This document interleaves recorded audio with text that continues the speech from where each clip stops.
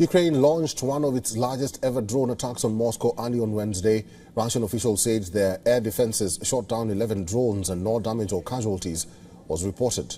The Russian Defense Ministry says a total of 45 drones were destroyed by the defense forces, including drones over Moscow. The Ukrainian forces released a video of its troops fighting in the Kursk region.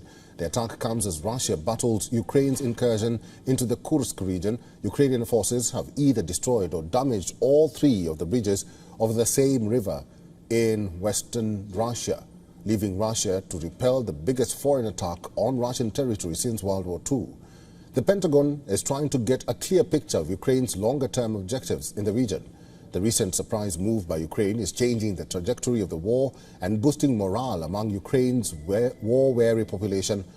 However, the ultimate outcome of the incursion remains impossible to predict.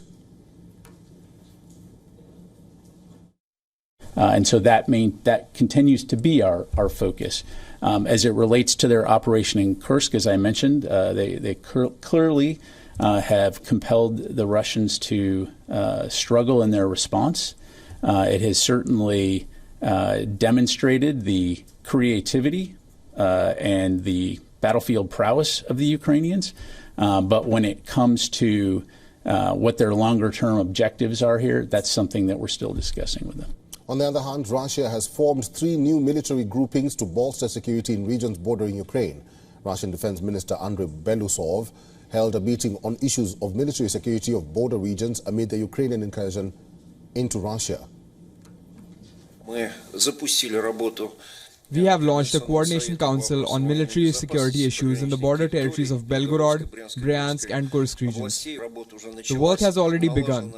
Direct round-the-clock interaction has been established between the regional administrations, the commanders of the troop groups in 3 subsectors of the Russian Federation, and the responsible heads of the headquarters of the Ministry of Defense. In his first visit in nearly 13 years, Russian President Vladimir Putin made an unscheduled trip to Chechnya. Putin was greeted by Chechnya's self-styled strongman leader, Ramzan Kadyrov.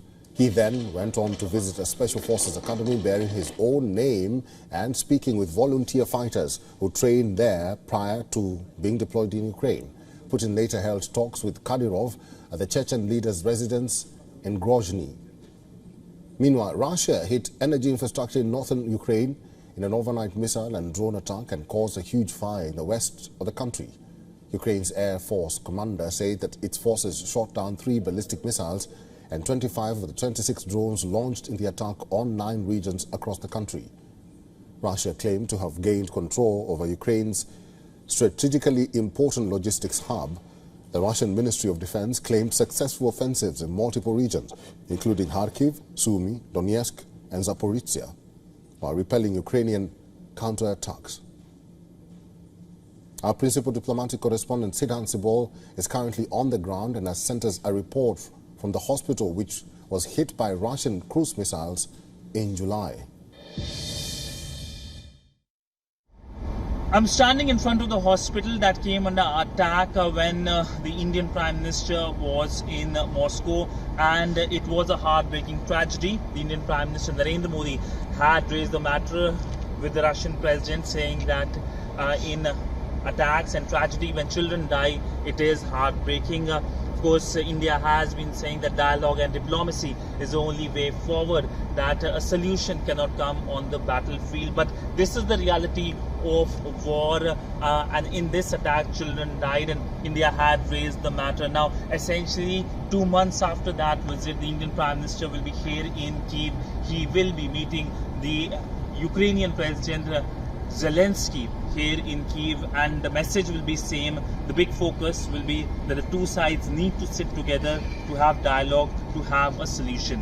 With video journalist Neeraj Patel, Sidhan Sibal for WION in front of the hospital that came under attack on WION. For all the latest news, download the WION app and subscribe to our YouTube channel.